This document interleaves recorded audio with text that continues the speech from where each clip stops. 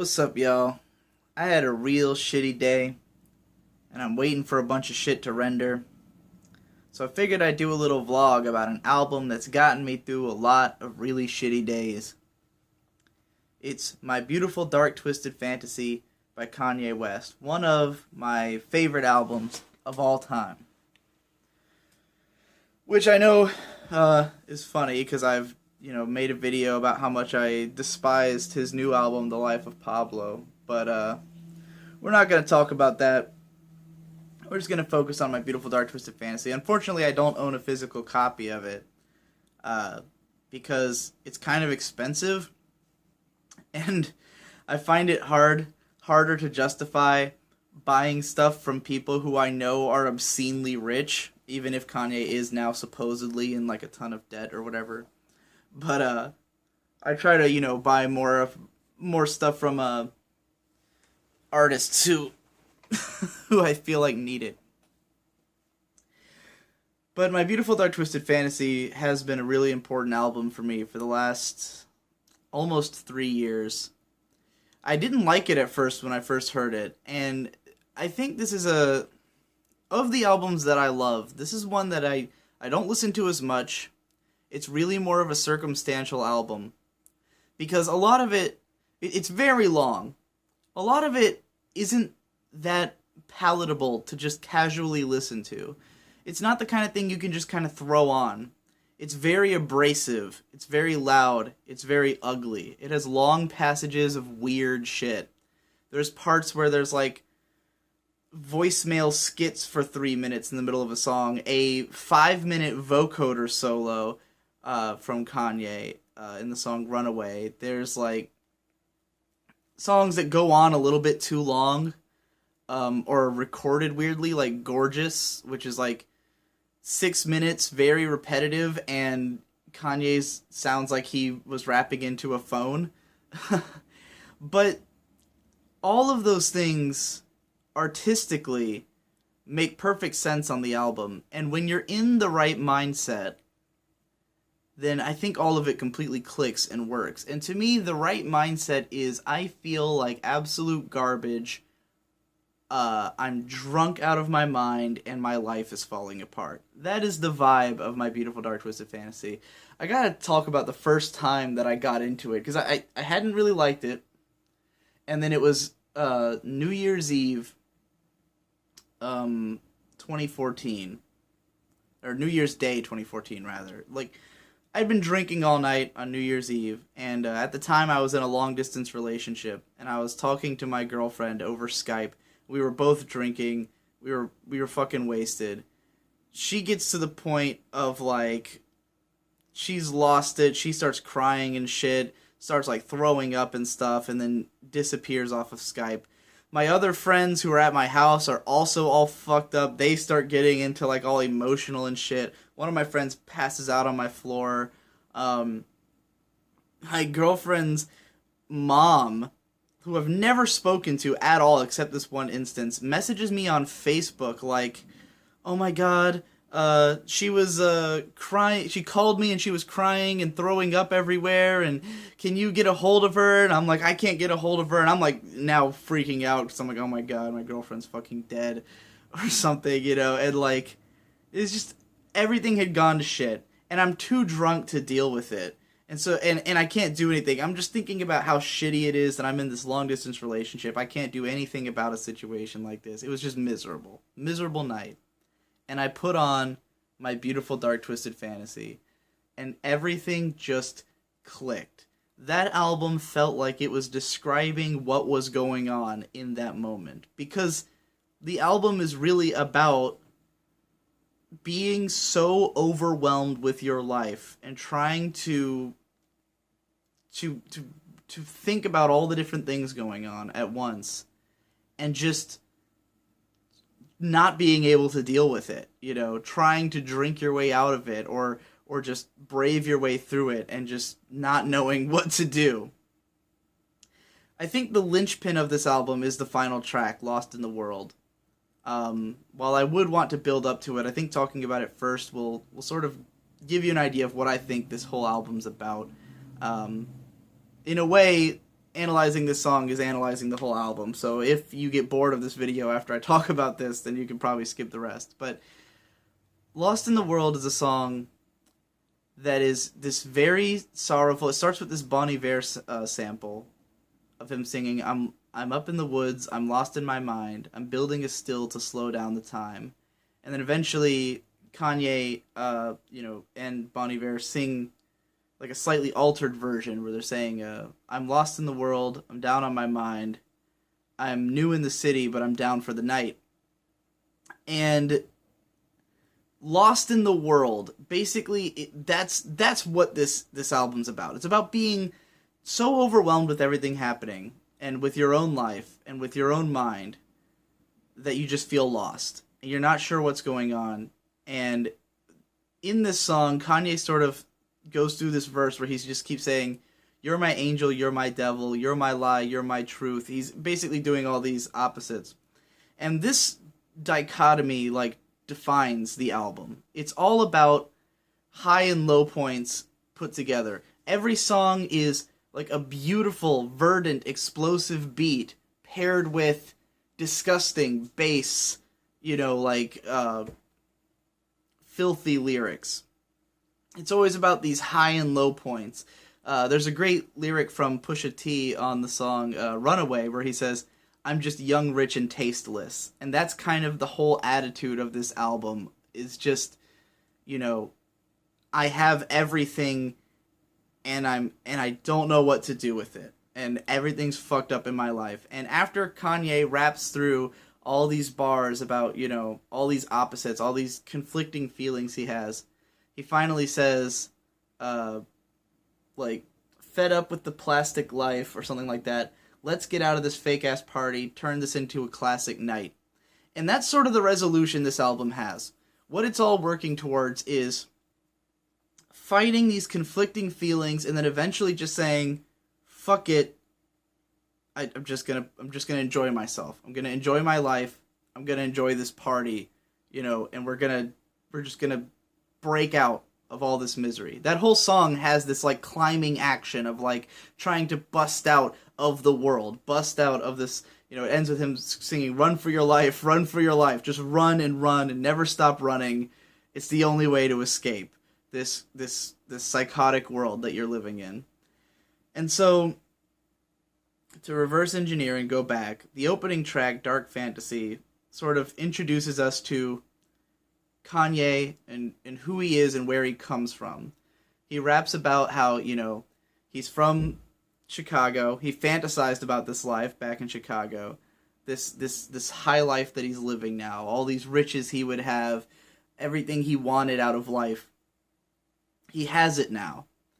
And then, essentially what he realizes is that, he has everything he wanted and he's enjoying all of it, and yet he has all these new problems, all this new pain to deal with, and has the remarkable line, the plan was, drink till the pain over, but what's worse, the pain or the hangover? And this line hits me every fucking time, because the reason I listen to this album is because I've been trying to drink my way out of some kind of pain, or drinking has caused me pain, and then it's that moment of realization that it's not helping, and you may have just made things worse. And, that just not knowing how to cope with anything. Like, what do? Do you either feel the pain, or you feel the consequence of what you tried to do to get out of the pain, but either way, it's going to be painful. And I think that sets the tone well for this album. This struggle, this, trying to cope with his issues, but the coping mechanism is also the cause. And we'll really get into that on some of the later tracks. Gorgeous is more of just this long summary of sort of what kind of position he's in and how the world is looking at him. Has lots of specific examples. Him just kind of being mad at, the position he's in and the way people are treating him. But there's lines on this song and throughout this album where Kanye will bring in, his politics.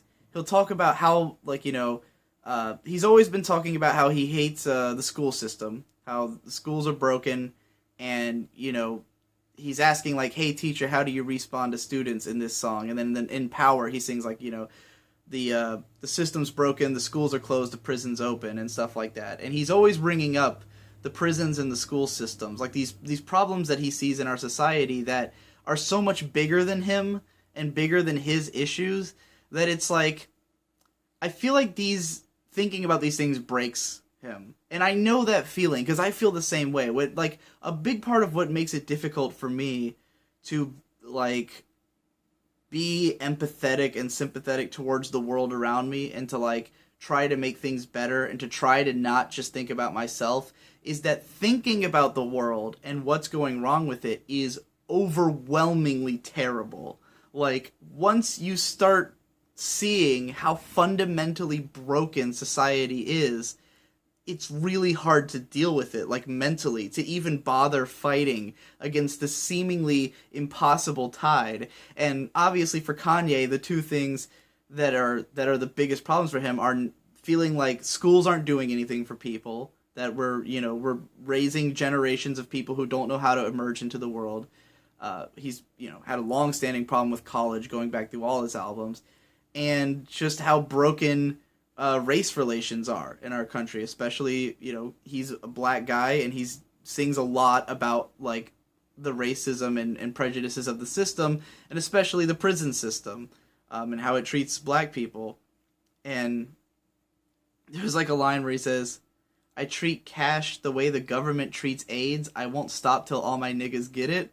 Like, he thinks, I don't know if he thinks the government is trying to make all black people get AIDS or something, but he's trying to be the opposition force and spread his wealth around.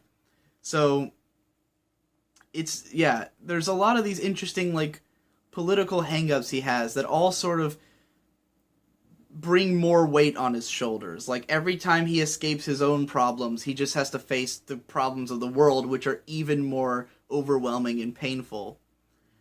So then we get to Power, and Power is his big, like, fuck it, I'm on top of the world moment. His realization that, like, for all the shit he's getting, everyone who's shitting on him, he nonetheless has all this power that he has no responsibility with, no one man should have all this power. He's realizing he's on top of the world, but then at the end of the song, it sort of spirals into this, like, crash, like, where he's saying he's gonna have a beautiful death, jump out the window, let everything go, And again, it's always this parallel. It's always this, I feel amazing, but also I feel like I'm gonna die, or I feel like terrible, just like grappling with these conflicting emotions. And then we get to All of the Lights, which is one of my favorite songs ever, because like, I love all the production on this album. I love how grandiose it is. I love these epic feelings. This huge pulsing, explosion of emotions that every song has. And All of the Lights is just the biggest, most grandiose sounding beat ever. Like, just the fucking chords of the main sample, just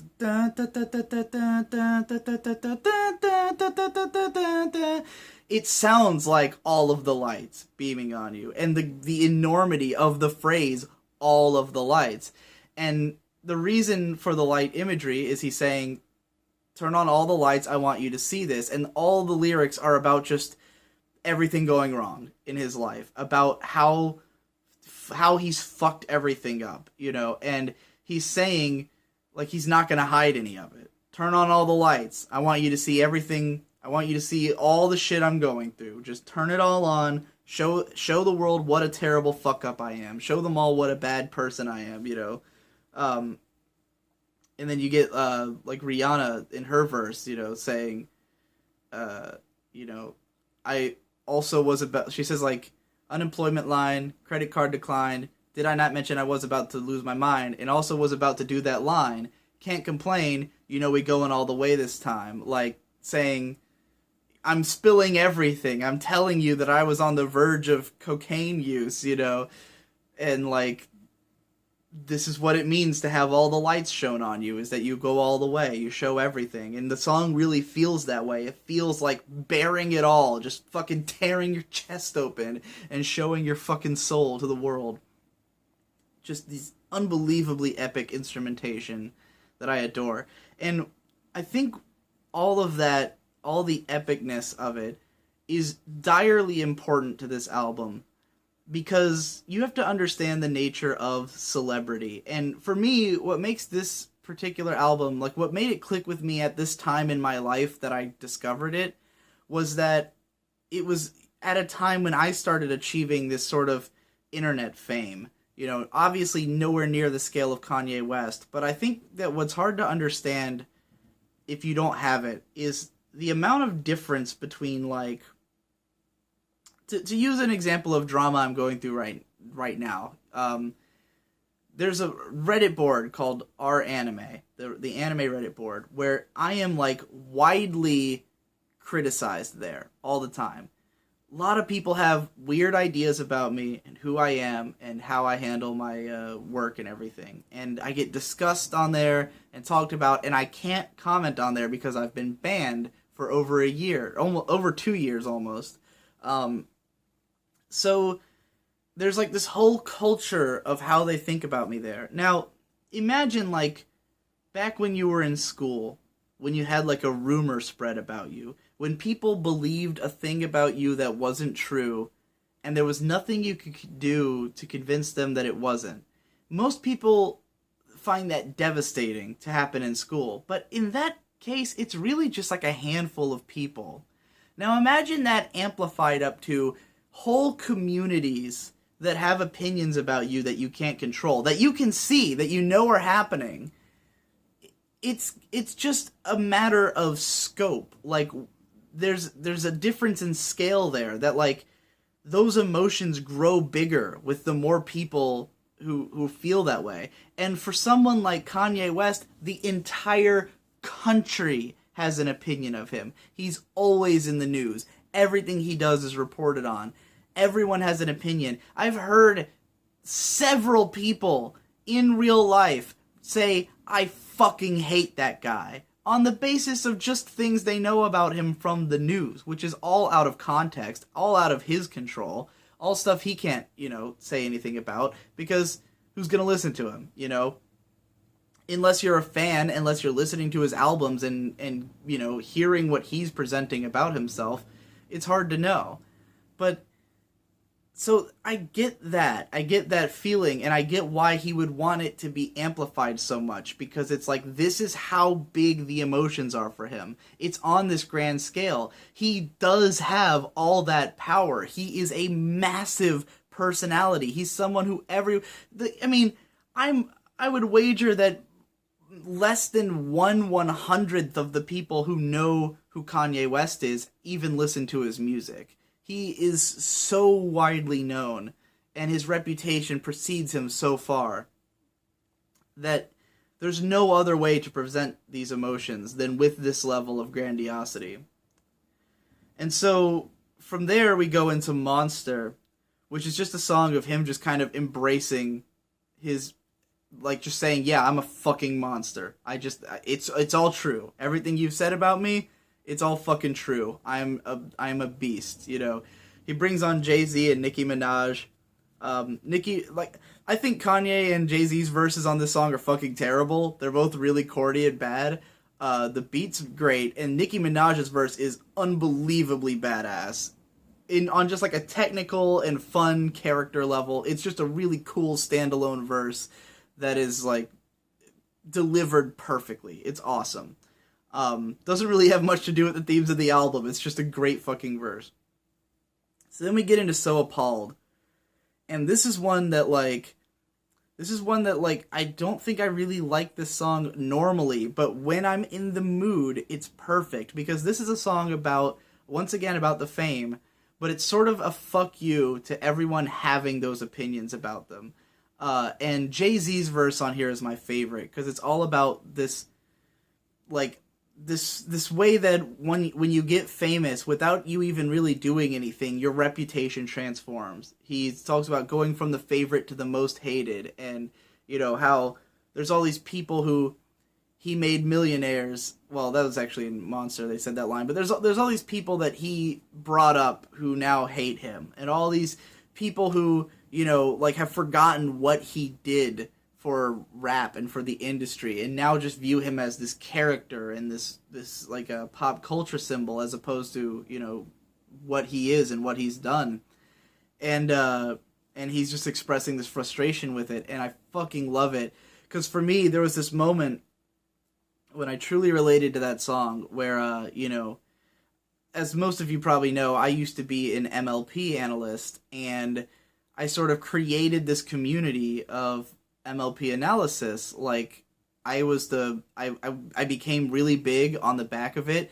Lots of people started doing it because of me, and I sort of had this, you know, like this reputation as the guy who had started it, and then eventually I stopped, but it kept going. More people kept doing it. Other people got more famous than I had been, and people sort of forgot about me. And I had this weird reputation where people thought I hated the last season 4 of MLP, and like everyone thought I hated it and that I became negative and went crazy or something. And again, it was a reputation that got out of my hand. It has nothing to do with who I am.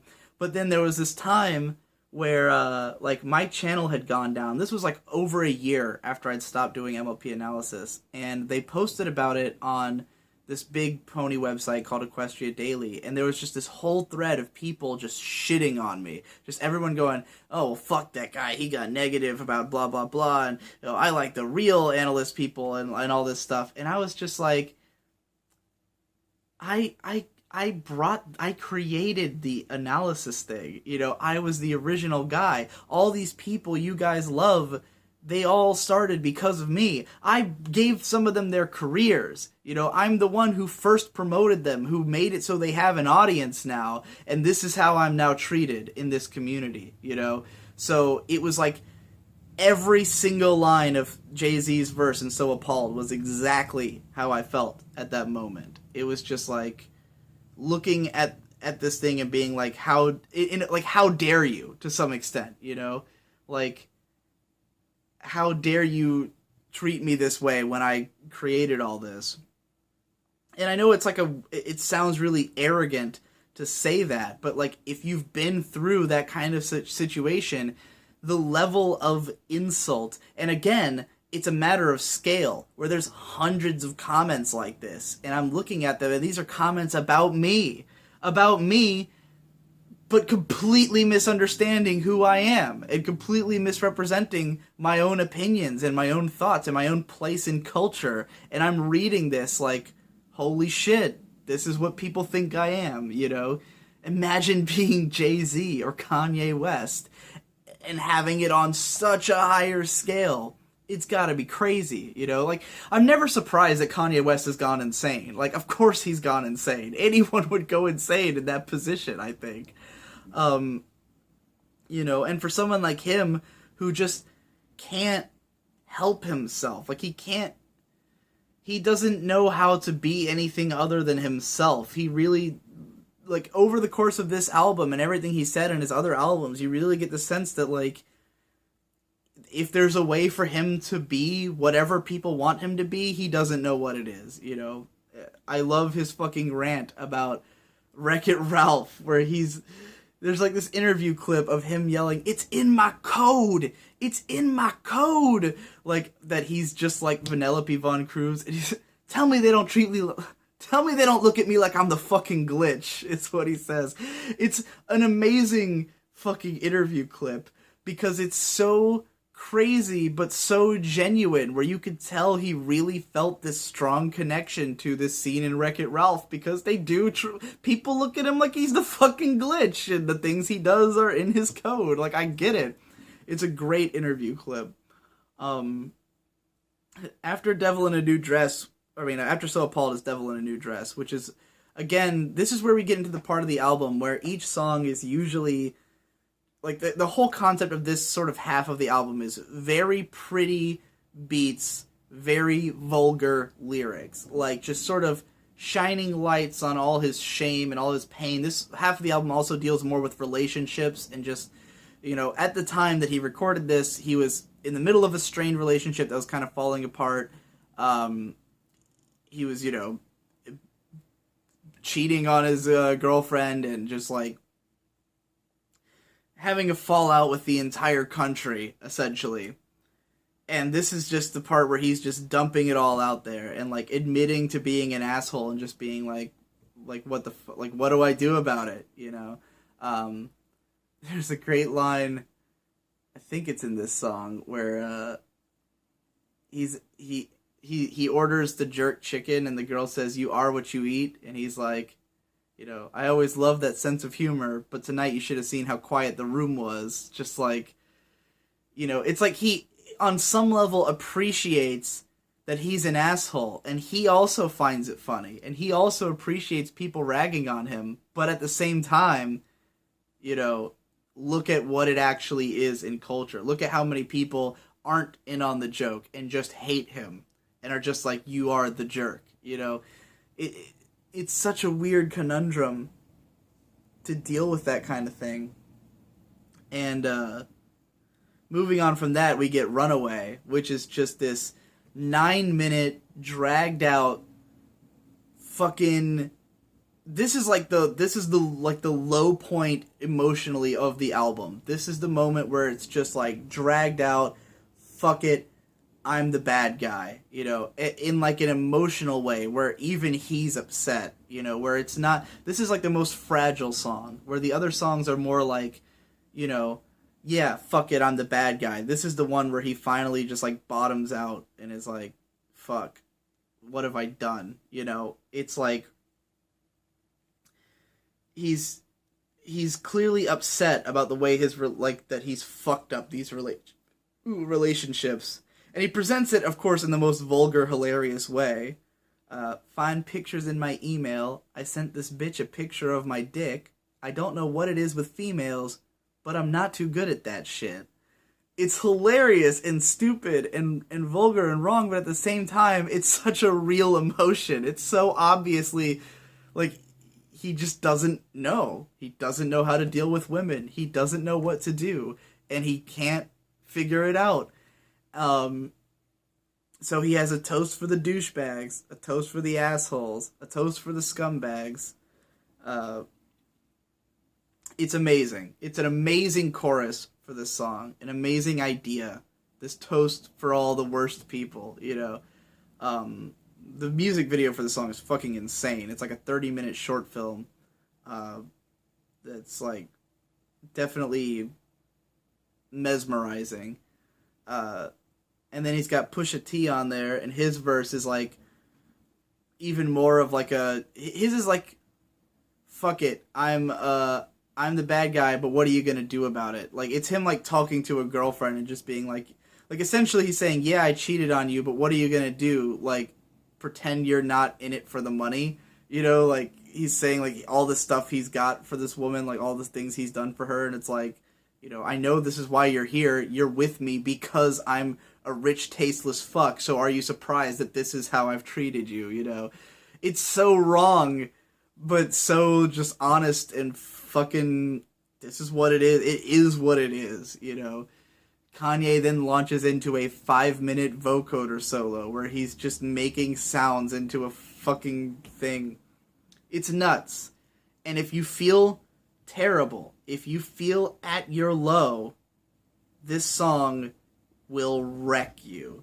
It is the most emotionally devastating song ever. And it was used to beautiful effect in the Endless Jess video, What You Gonna Do, where he recontextualized it to be about wrestlers, and about him dealing with the death of the last good guy. Whew, it hits hard. A very emotional moment in that Jesse video. If the song wasn't hard-hitting enough, he doubled down on it and really made it something special. So then it goes into Hell of a Life, which just kind of feels like, honestly, like more of the same to me. I don't think this song has as much of a unique message. It's like a cocaine-addled nightmare kind of song. It's like just him going crazy and doing all the crazy shit. And then we get Blame Game, which is another like very fragile I fucked up my relationship and like what are you gonna do about it type song. Just him trying to like, reconcile, like, you know, sometimes when you fucked up, at the same time you're like, what was like, what did you expect, or what was I supposed to do? Like, again, it's playing the blame game. It's like, yeah, I fucked up, but you also fucked up. It's not like you're perfect. It's not like, what are we trying to say here? That, I take all the blame because I'm the public bad guy, because the things I did were obviously wrong, and you're not crazy and fucked up yourself. The song feels directly about a relationship, but you could apply it to the whole America situation, like, yeah, we all like to point at Kanye West and say, you're a bad guy, but he likes to look back at America and say, you're all terrible. Look at the society you've allowed to happen. Look at what you've allowed your country to be. You guys don't deserve a hero. You deserve me, I think is a lot of his sort of mentality, which is great. And, yeah, and then I think from there it goes into Lost in the World, which, as I explained earlier, is just him sort of, like, taking all of it in and just being like, all of my highs are my lows. Everything is tied together. Like, this big personality I have, this bravery I found in my bravado, the thing that gets me through is also the thing that's destroying me. And again, it's another thing I connect to with a lot, is for me, like, I consider myself a pretty arrogant guy. I think a lot of people would agree. I, sort of have a chip on my shoulder, but, like, I have to, because what's the alternative? To face misery? To say, like, I'm not a good person. Oh, I'm not great. Yeah, no, I just suck. Like, what gets me through, like, what makes me able to do great things is believing that I am great, that I'm capable of great things. Because if I didn't believe that, then I would just be some, like, fat, weird, creepy guy in a room full of naked anime girls, Like, if I don't believe that I'm doing something worthwhile, then everything falls apart, and there's no reason for me to be, So I get what Yeezy means when he's saying, like, I find bravery in this bravado, but this bravado is also my biggest Achilles heel, that he goes too far with it, and people hate him because he has a big ego. And it's like, where would he be without the big ego? How can he live the life he wants to live without that? And, Kanye's taste is maybe too rich for his own good.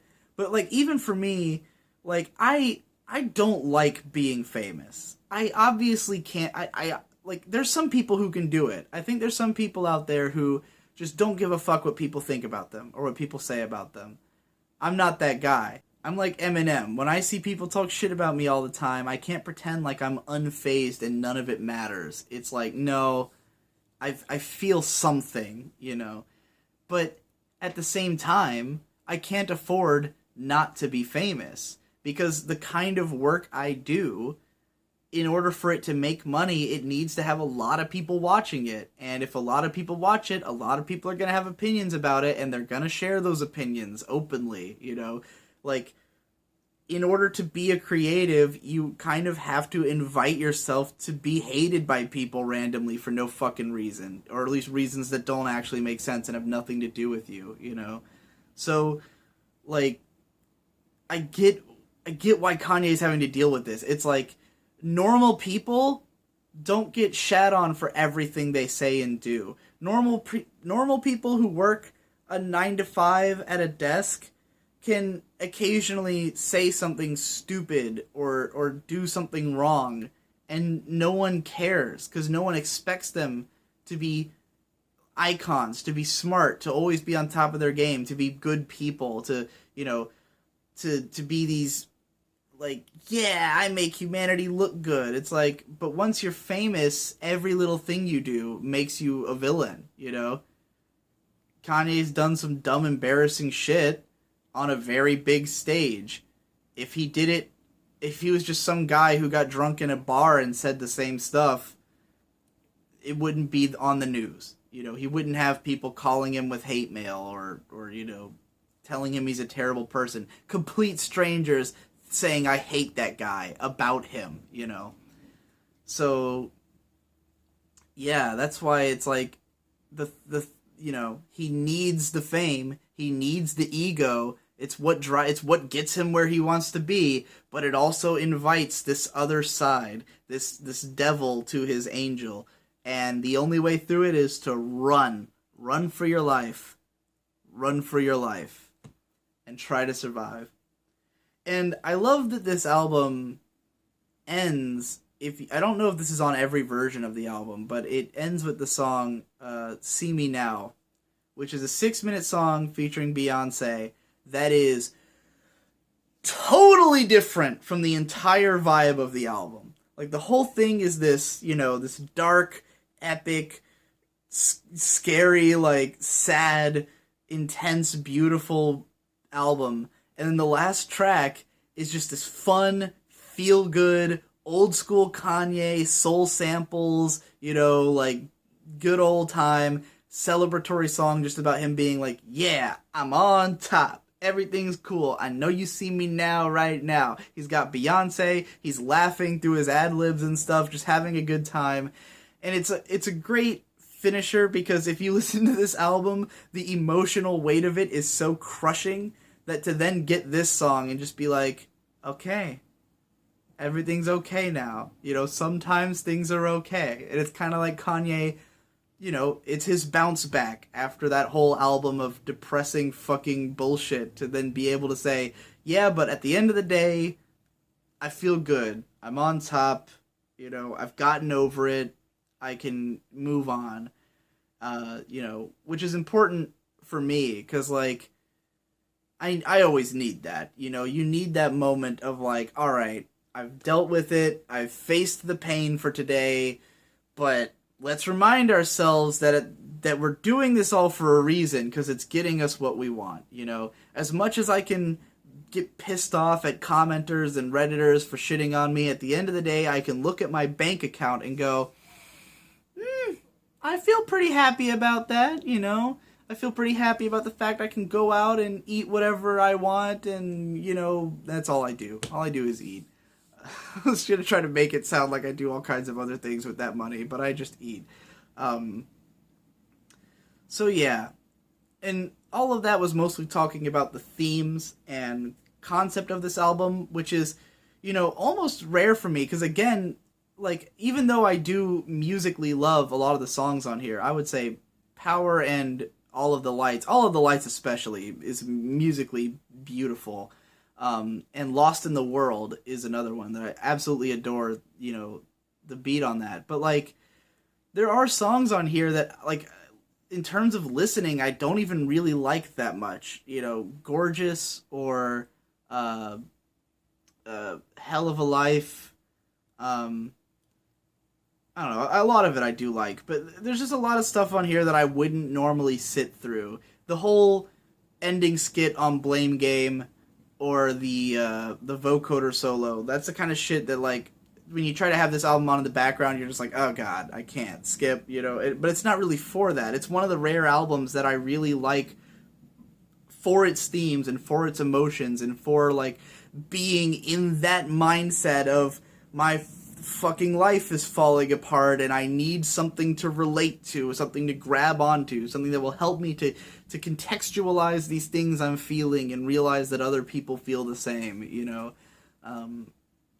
So for those reasons, it's definitely one of the most important albums for me and one of my favorites, just in such a different way. And maybe that's why I'm able to talk about it, because, like, for me, discussing what I like about albums is always very difficult, especially when it's more musical and less thematic like this. But this is one of the few where it's such specific reasons and ways that I listen to it that every time I'm, like, in a really shit mood and just feeling bad about life, I can put this on and feel some solidarity, you know? So, yeah, that's it. But fuck the life of Pablo, though.